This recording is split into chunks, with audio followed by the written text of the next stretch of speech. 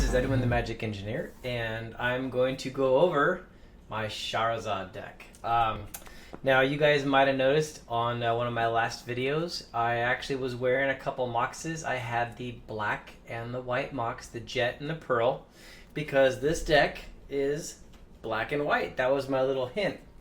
And I've been talking about Shahrazad a little bit on Instagram and a little bit on the YouTube channel because another player did great with it and won the old school players ball. That's my dog. And won the old school players ball with the Shahrazad deck, and I just got all excited and checked it out and decided that I wanted to try it a little bit myself. So I got some copies of it, and I've been playtesting around a little bit, and my first build was a creatureless build. This build is not. This one's actually got creatures, and it actually barely even has any power cards in it. And it's just straight black and white. It's got basic lands and stuff in it, but it actually is testing out really well. It pounded my blue-green UG crazies, I should say, deck into the ground. And the creatureless build was taking out, that was like, sorry, I should mention, it's like 70-80% of the games on game one. This deck was winning. And I played the creatureless build against the deck, and that one was also winning like 75% of the time against the deck. I haven't tested this one too much against the deck, but I think it's got the tools that it basically needs to do really well. So let's get into what this thing has actually got. Okay, so for this Shahrazad deck, I'm really happy with this thing. The first thing to know is it definitely has the 4 copies of Shahrazad. And just the way to think of this card, because a lot of people have never actually had a chance to try it, this card, at best, is like a 10-point nuke.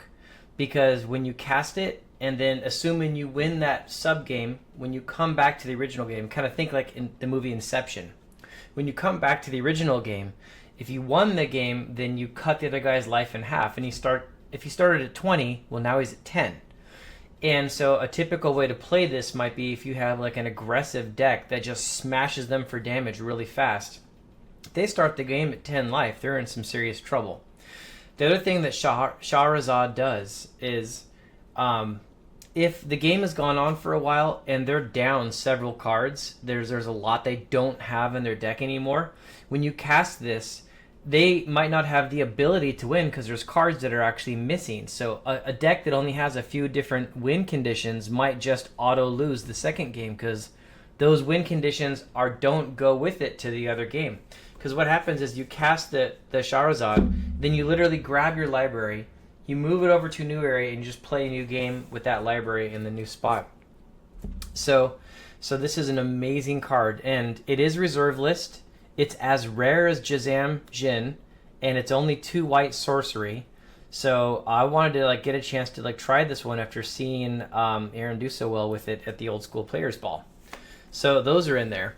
Now I wanted to make a really fast aggressive deck, and so the first one I tried was full of had no creatures. This one actually does have creatures. I decided to, since I already know I'm going to be playing heavy white, I went with White Knights and Order of Lightburr.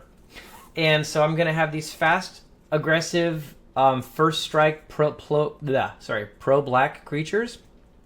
And I love the synergy that this deck basically has. You'll also notice, I know you guys already saw, I had some Pestilence out there.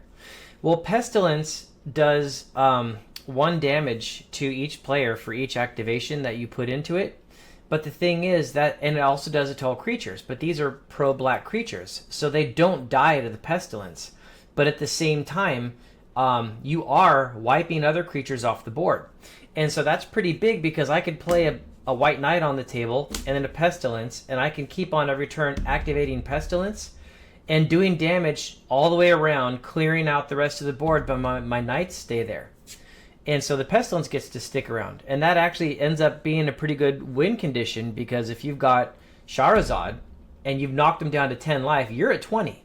They're at 10. You're not only swinging with some quick, fast Knights, but you're smashing them with some directable damage basically with the Pestilence that just goes straight to their life. So it actually combos really well like that. So I'm showing the kill cards here at first. So this can take off 10. These guys are 2 a swing. The Pestilence is however much you put into it. Then I got some Drain Lives for some directable damage. when you just want to get some life back up, or you want to be able to blow something off the table specifically. And Underworld Dreams is a key card in this deck.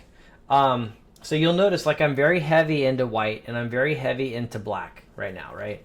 The Underworld Dreams is an amazing card. When you're playing against a deck that's like a combo deck or a control deck and they need to draw a lot of cards, Underworld Dreams is huge.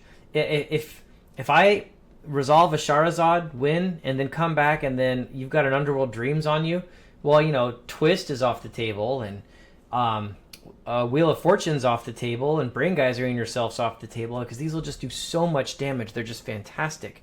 But also notice that the Pestilence is an enchantment for killing and for clearing the board, and the Underworld Dreams is an enchantment for killing and clearing the board. So another card for possibly killing is Mirror Universe. Now this one's big, partially because, you know, if my life is low, I can trade and then blow a few more Pestilence points, or drain life, or swing with a knight, something like that. But also, don't forget that I can Shahrazad, create a sub game, and then I can just concede that sub game. I can just give up, and then come back, and then I'm down 10 life. And if I cast Shahrazad again and concede again, now I'm down to 5, and then I mirror, and then now you're the guy at 5 life. So that's a pretty effective tactic.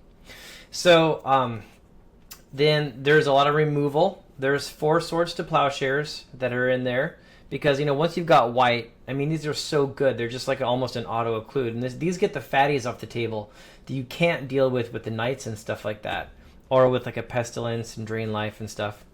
Balance is in there because it's probably one of the strongest white cards in the entire game, of course. And Chaos Orb, you got to have a Chaos Orb for removing things from the table. It's just probably one of the best cards in Old School because it's just so universal. Of course, you got to have 4 Disenchants that are just amazing in this format.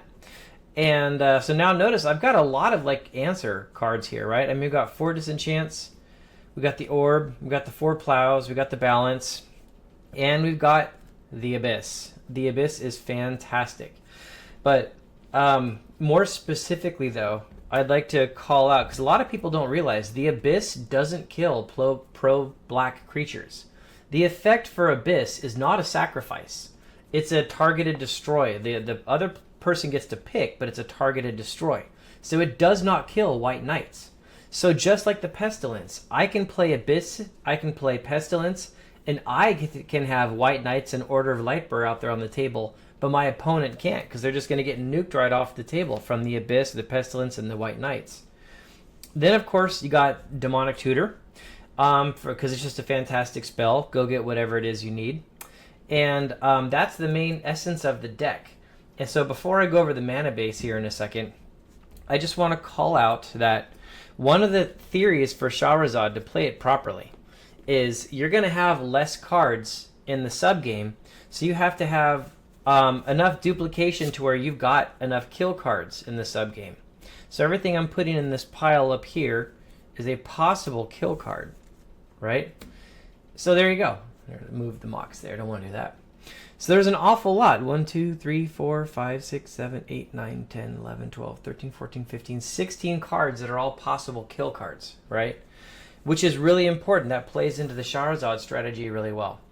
And you also might notice there's a lot of removal, you know, for getting opponents' items or creatures off the table.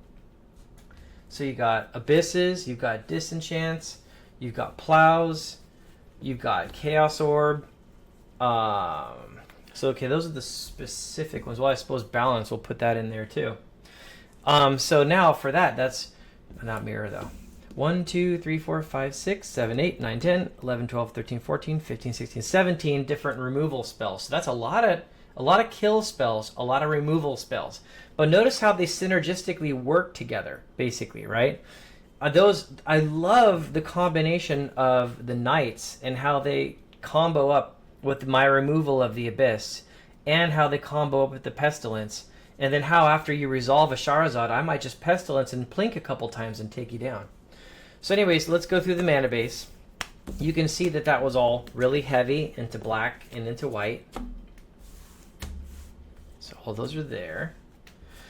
So I wanted to be Blood Moon safe because there's an awful lot of it out there in the format. So I've got 3 plains and I've got 4 swamps. So that should hopefully get me around Blood Moons to be able to get the colors I'm actually looking for.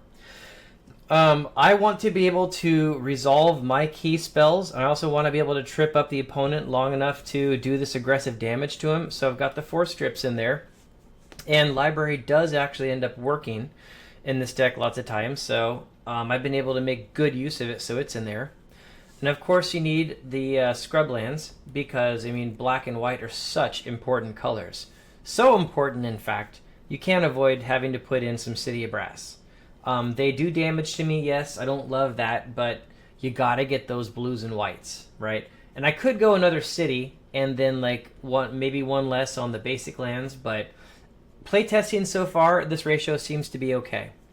Now in terms of speed, I do have 4 dark rituals, which is really important for especially when you need like multiple black, like to blow like a lot of points on Pestilence, or to get a good sized drain life, or just to get an Underworld Dreams out turn 1, which can be really big. I mean, oftentimes it'll be something like, if I go turn 1, I'll ritual out an Underworld Dreams, or if I'm turn 2, maybe I'll strip mine their counter magic off the table and then lay the Underworld Dreams out. So being able to get multiple black is pretty big.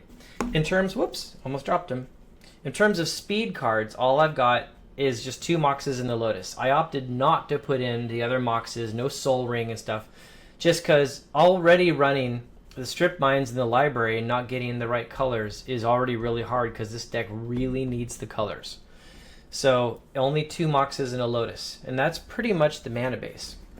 Now, another thing I'll note about the deck, the build, is one strategy I really like to go with is whatever your strategy is, if you can, go deep into that strategy. So you'll notice that enchantments is pretty big right now, right?